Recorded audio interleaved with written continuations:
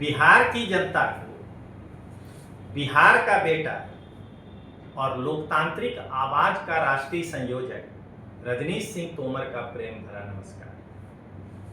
दोस्तों, अभी बांकीपुर में उपचुनाव होने जा रहा है और जिस प्रकार से ईटा भट्टा में एक मुंशी होता है, वैसे ही राजनीतिक पार्टी में मुंशीगिरी का काम करने वाला चुलबुल पांडे अर्थात प्रशांत किशोर अपना लाज, बीज, इज्जत सब गंवाने के लिए चुनाव लड़ रहा है।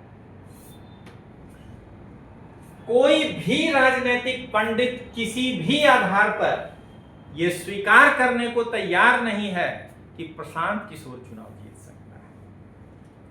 आप किसी भी प्रकार के चुनावी पंडित से बात करिए, या तो भारतीय जनता पार्टी के उम्मीदवार के जीत की घोषणा है, नहीं तो लोग ये भी कह रहे हैं कि अगर प्रशांत किशोर को ज्यादा वोट काट लिया तो आरजेडी की रेखा कुमारी जो है वो चुनाव जीत सकती है। तो आज मैं आपको यही बताने जा रहा हूं कि प्रशांत किशोर के बांकीपुर विधानसभा में चुनाव हारने के 3 कारण क्या है मूल वजह। उसके पहले मैं एक पंच करना चाहूंगा। मैं बांकीपुर विधानसभा में प्रशांत किशोर के हारने की अग्रिम भविष्यवाणी कर रहा हूं और प्रशांत किशोर जी को इस चुनाव में हारकर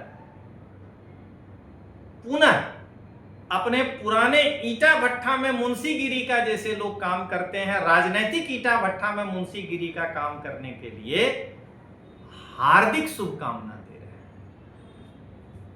अब आइए दोस्तों कि प्रशांत किशोर के हार का पहला कारण बांकीपुर में क्या होगा। सबसे पहला कारण, प्रशांत किशोर के पास संगठन नहीं।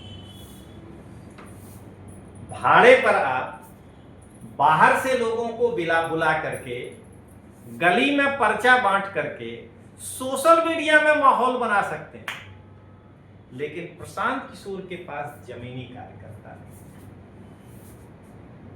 एक एक बूथ पर बैठने वाले लोग हो सकता है प्रशांत किशोर को ना मिल सके या इनको बाहर से आयात करना पड़े। यानी प्रशांत किशोर की जो पार्टी जन सुराज है, उसके अलग अलग जगह से मेंबर को बुला करके वो ये काम कर सकते हैं। तो यहां मैं पंच के रूप में कहना चाह रहा हूं कि प्रशांत किशोर के बांकीपुर विधानसभा में हारने का पहला कारण यह है कि प्रशांत किशोर का जमीनी स्तर पर संगठन नहीं है। प्रशांत किशोर को बांकीपुर से बाहर से या तो भाड़े पर या अपने बचे हुए कार्यकर्ताओं को बांकीपुर में ला करके चुनाव प्रचार करना पड़ रहा है।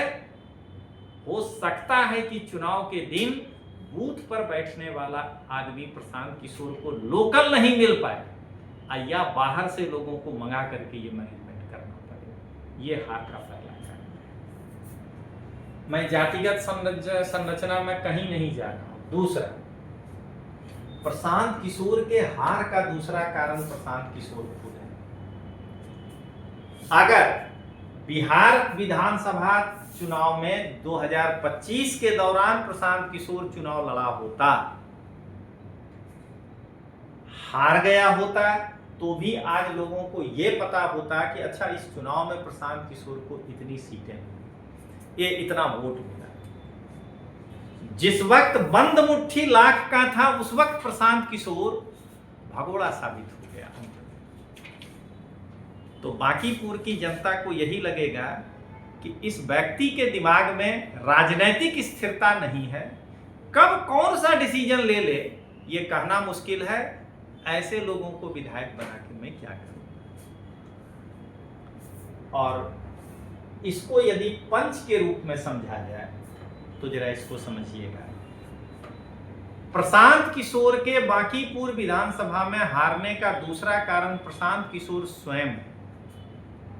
यदि प्रशांत किशोर बिहार विधानसभा 2025 में चुनाव लड़े होते और टिक कर जो है अपने क्षेत्र में जमे होते तो लोगों के मन में यह भरोसा होता कि यह एक जुझारू उम्मीदवार है। लेकिन जिस प्रकार से प्रशांत किशोर अंत समय में हथियार डाल दिया अपने चुनाव लड़ने पर, बांकीपुर की जनता को बार बार यही लगेगा कि ये तो कभी भी हमको छोड़कर जा सकता है, क्योंकि इनका निर्णय स्थिर नहीं है।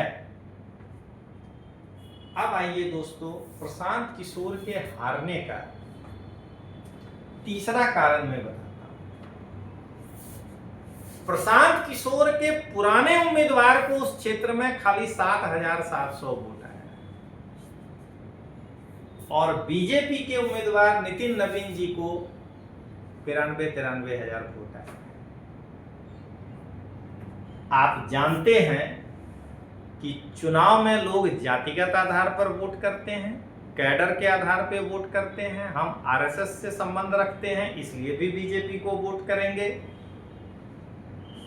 तो मेरा तो हमेशा यही मानना होता है कि भारतीय जनता पार्टी में अगर किसी कैंडिडेट को टिकट मिलता है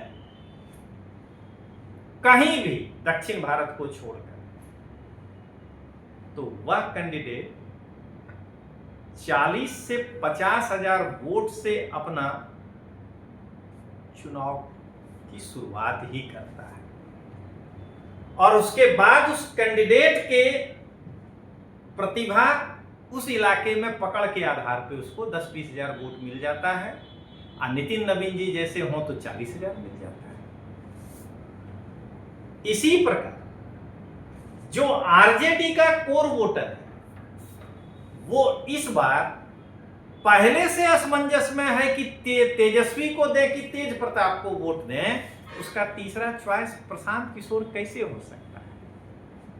और अगर दोनों भाई में लड़ाई नहीं हो तो बिहार में आरजेडी जहां किसी कैंडिडेट को खड़ा करता है तो वह भी 25 से 30,000 कैडर वोट से अपने चुनाव का शुरुआत ही करता है। तो आप सोच करके देखिए कि अगर 50,000 न्यूनतम मत बीजेपी पाएगा ही, 30,000 न्यूनतम अपना कैडर वोट आरजेडी पाएगा ही और उसके बाद कैंडिडेट के अपने प्रभाव पर वोट गिरेगा, तो प्रशांत किशोर का स्कोप कहां बनता है?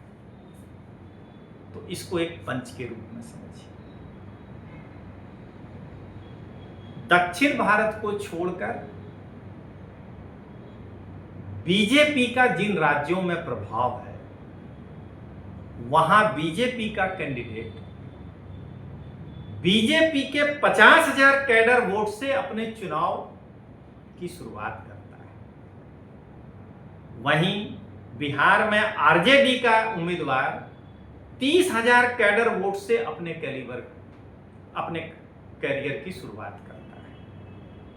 तो यदि उस गणित पर देखा जाए तो बांकीपुर विधानसभा में बीजेपी का कैडर वोट और नीरज जी को मिलाकर के मुझे 80,000 दिखाई दे रहा है और रेखा जी और आरजेडी का वोट मिलकर मुझे 40 से 45,000 दिखाई दे रहा है। तो प्रशांत किशोर कितना भी ज्यादा हाथ पैर मार लेंगे, 30 से 40,000 वोट लाते लाते पस्त हो जाएंगे। यह है प्रशांत किशोर के हार का तीसरा कारण। तो दोस्तों, मैं इन्हीं कारणों से प्रशांत किशोर को पहले ही बधाई दे चुका हूं, शुभकामना, और वो है हार की अग्रिम शुभकामना। और प्रशांत किशोर इसके बाद अपने राजनीतिक करियर को खत्म कर लेंगे, मुझे मालूम है। तो चलिए दोस्तों, मिलते हैं। जय हिंद, जय बिहार।